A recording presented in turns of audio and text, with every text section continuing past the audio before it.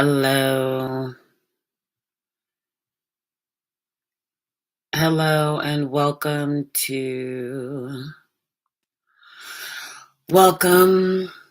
everybody. Everybody welcome. Welcome to Instagram and YouTube. This is the Find Your Voice show. I am Coach Vuyanzi, your host that is here today. This is about the time I did the impossible. And by the way, if you ever stop by, feel free to say hi on the comments. But this is about the time that I did the impossible. By the way, in case you're like, where is she? Because it's so distracting in the background, broadcasting live from my son's place. As you see, what is this? Video games back here, Instagram. Oh, good. It's being cut out over there.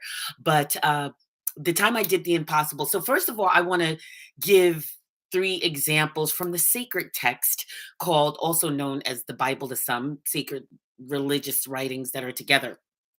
So, one is the story of David and Goliath. And if anyone knows that story, a young boy goes up against a big, fierce giant. By the way, a whole army could have done this already, but they were too scared. And what does he do? He did the impossible. He killed Goliath and like cut the dude's head off. And so that was the impossible, one example. Another example is in Oh, is Moses. Anyone remember the whole story of Let My People Go? It is the story of the Hebrews who were enslaved by the Egyptians. And Moses goes up against the impossible to tell Pharaoh, yo, can you let my people go? In fact, I think the first request was, we need to go here to worship. And Pharaoh says, no, if anyone knows the story of the parting of the Red Sea and the Hebrews' amazing uh, escape, if you will, from Egypt out of slavery. And then the last story I want to point out is there's this story of Elijah. He was an ancient prophet. Ooh, Elijah or Elisha, one of the Elishas. He was an ancient prophet. And basically, in this particular story, he he's with someone. Anyway, they're about to go up against an army, and this army is crazy big. And the guy's like, oh my gosh, I don't think we're gonna be able to make this. And Elijah prays and he says, open his eyes, because basically he says, we are greater than they. And then when God opened up the eyes of the guy he was with, he saw that it wasn't just them, it was like a host of angels and armies, and the angels and the armies and so forth. And needless to say, they won. Why am I bringing up these three ancient stories? Is because of one thing. It is time for you to do the impossible. I'm putting air quotes around the word impossible, impossible. Some of you know where that's from. That's Cinderella, when Brandy was Cinderella. Anyway, the impossible. So, what is my story? How did I do the impossible? Some of you know that I have three children, and my children are, well, relatively close in age. Um, there's about 2.5 years, and then between two of them, there are about 13 minutes. Yes, in case you didn't know, I have a set of twins. So, needless to say, there were times in my life where you have a crowd of children that are under a certain age, like under age 3. You have 3 kids. But anyway, those kids grew up and they went to college. And so there was one point where the way their birthdays fell, the twins were going to be freshmen in college, and my daughter was going into her senior year of college. Okay, does anyone know what happens when your kids go to college? You have to pay for it. You have to pay for it. And someone can type in the words pay for it here, because that's exactly what I had to do.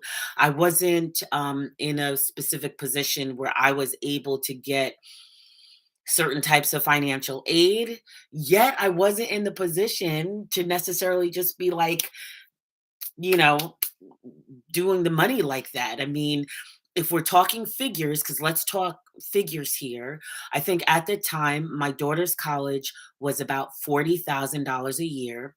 The first college that Aaron went to, he wound up graduating from another college, but his first college was $60,000. When I say year, a school year, 2 semesters.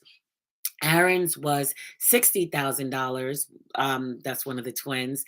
And the other twin was, I feel it was like 35 to $45,000 per year. Is someone doing the math on that? If someone does the math on that, they can type in what that math is. And basically, what happened was that, what was that? That was the year. Anyway, I'll tell you this. I didn't have the money to be paying for all of that. And also, my desire wasn't that they get loans to the point that they are just heavy laden in loans. I knew they might have to get a little something, but the crazy loans that people get, I did not desire that for my children. So with intention, with attention, of that burning desire that my kids were going to go to college and that my kids were going to finish college somehow or another.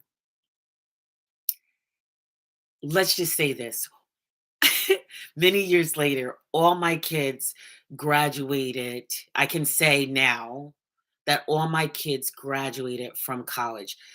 I want to stop for those of you who are like, "Oh, so is she trying to just say," because sometimes I can feel that negative energy that, for an instance, may come from some of you. However, my point to this story is that the impossible was I did not have the full money to pay, number 1. Their, their other half of the parties who created them were not stepping up to the plate. This is not to bash them, but it's to tell the truth. They were not stepping up to the plate as they should.